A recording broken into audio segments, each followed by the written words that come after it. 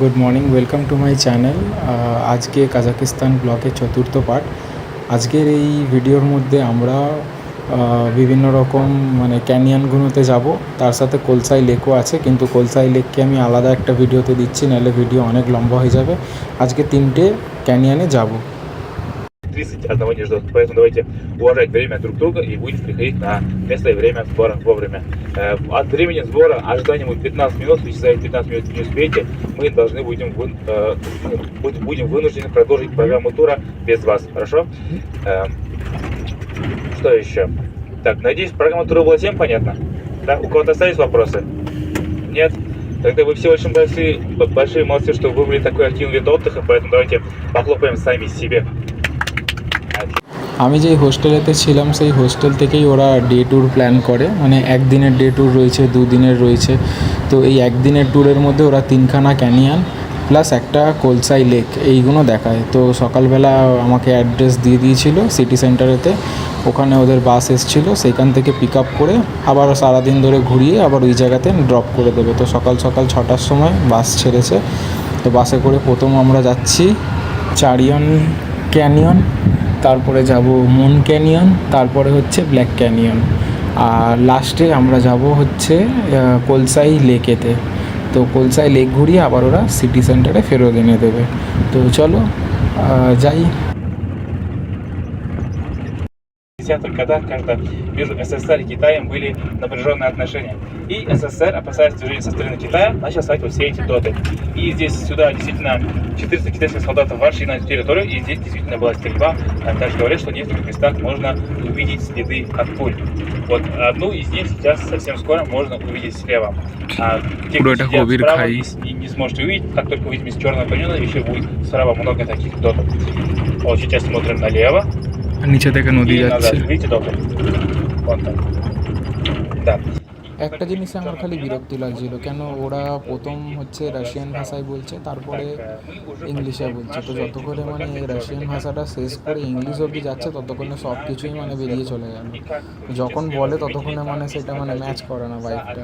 তো এটাই একটা আমার লেগেছে, যে টুরিস্ট গাইড প্রথমে রাশিয়ান ভাষায় বলছে, তারপরে ইংলিশে বলছে। বাদ বাকি জায়গা তো খুবই সুন্দর, বুঝতে Помню наше второе правило. И 10-20 в автобусе. А сейчас все берем свои теплые вещи. Лучше брать лишний груз, чем замерзнуть, да? Take your jackets and a bottle of water. Бутылку воды. И ценные вещи не оставляем. Don't leave your expensive things. Halfway here, will be first like this is halfway. দেখার জন্য অনেক কিছু আছে।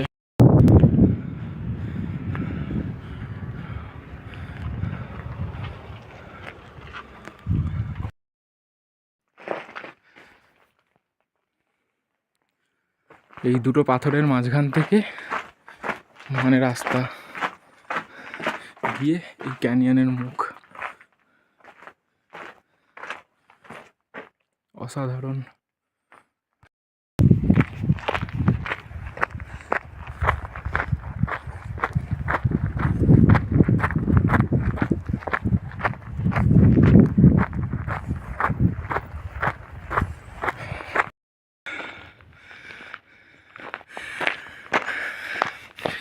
যাই ক্যানিয়নের মাঝখান দিয়ে।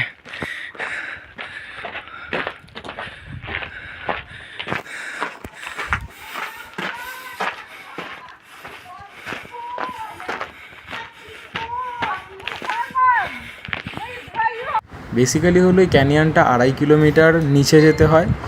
2.5 কিলোমিটার নিচে গিয়ে এই নদী রয়েছে। তো এই হলো সেই ভিউ, নদী বয়ে যাচ্ছে। তো আবার 2.5 কিলোমিটার ওপরেও আবার আসতে হবে। এবার দুটো অপশান রয়েছে, এক হচ্ছে ওপর থেকে পুরো ক্যানিয়নের ওপর থেকে পুরো ভিউটা দেখা যাবে, আর দ্বিতীয় অপশান হচ্ছে 2.5 কিলোমিটার নিচে যাও, আবার 2.5 কিলোমিটার ওপরে আসো। তো এটার জন্য একটু দম হাঁপিয়ে যাবে। আমি তো অবশ্যই রেকমেন্ড করব যে আপনারা নিচে যান, গিয়ে নদীটা দেখে আসুন। অপূর্ব, খুবই সুন্দর ভিউ। ভেতরে ক্যানিয়নের ভেতরে 2.5 কিলোমিটার নিচে গিয়ে দেখতে পাবেন। পুরো ওয়ার্থ ইট যাওয়াটা। ওই যে কষ্ট করে যাবেন, আবার উপরে আসবেন, পুরো একদম খুব খুব শান্তি জায়গা। মানে এই জায়গাতে গিয়ে মানে এমন মনে হচ্ছিল যেন ছোটোবেলায় আমরা সেই ভূগোলের বই পড়েছিলাম যে ক্যানিয়ন, গ্র্যান্ড ক্যানিয়ন, তো নিজের চোখে এই ক্যানিয়নটা দেখা আমি মনে করি খুবই একটা আলাদা অনুভূতি, যে নিজের চোখে ওই ক্যানিয়ন দেখছি, যেটা আমরা বইতে ছবিতে দেখেছিলাম ক্লাস 7-8-এ, ওটা নিজের চোখে দেখা। তো পরবর্তী ডেস্টিনেশন হলো মুন ক্যানিয়ন।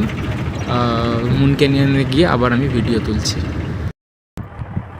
চলে এসেছি এই সুন্দর জায়গায়, মুন ক্যানিয়ন। সামনে দিয়ে গেলে দেখলে বোঝা যাবে।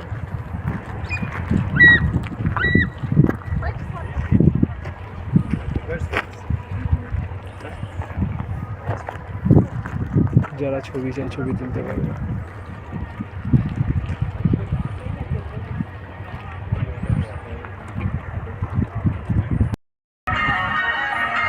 শেয়ালের খাল বিক্রি করছে।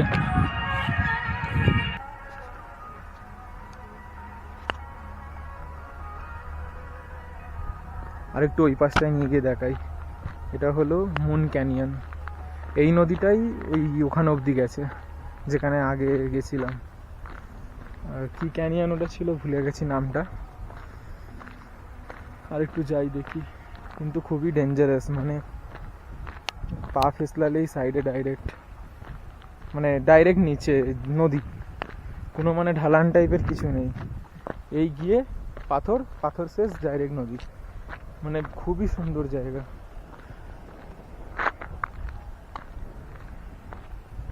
যতটা অবধি যাওয়া যায়,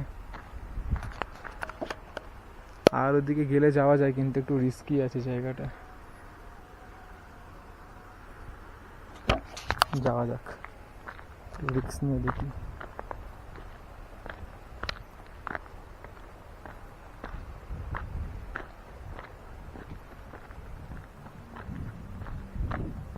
এত দূরে এসছি, যদি রিস্কই না নিলাম তাহলে লাভ কি হলো দেখো।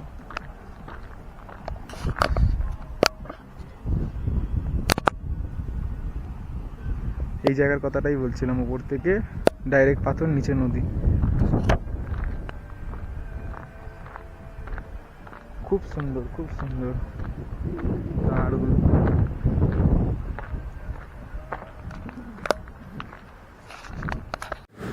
তো বেসিক্যালি মুন ক্যানিয়ন আর ব্ল্যাক ক্যানিয়নের মধ্যে তফাৎ হচ্ছে, মুন ক্যানিয়ন হচ্ছে একদিক থেকে হলুদ রঙের পাথর, কিন্তু ব্ল্যাক ক্যানিয়ন পুরোপুরি ক্যানিয়নের মধ্যে কালো রঙের পুরো ব্ল্যাক কালারের পাথর রয়েছে। তো এটাই বেসিক্যালি ডিফারেন্স।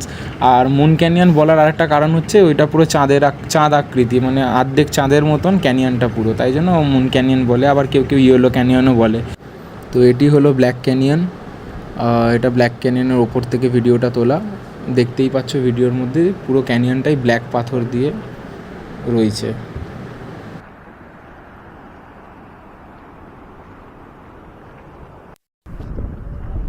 ফাইনালি পৌঁছে গেছি black canyon. Final look black canyon. আর এই তিনটে প্লেস, মানে যে তিনটে ক্যানিয়ন রয়েছে, মুন ক্যানিয়ন, ব্ল্যাক ক্যানিয়ন, আর একটা ওই কেরিয়ান ক্যানিয়ন, কিছু একটা নাম হবে, ভুলে যাচ্ছি আমি নামটা। তিনটেরই মাঝখান থেকে একটাই নদী যায়।